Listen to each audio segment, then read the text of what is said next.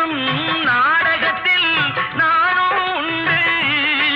என் நிழலில் கூட அனுபவத்தில் சோகம் உண்டு. பகைவர்களை நானும் வெல்வேன் அறிவினாலே. ஆனால் நண்பரிடம் தோற்றுவிட்டேன் பாசத்தாலே.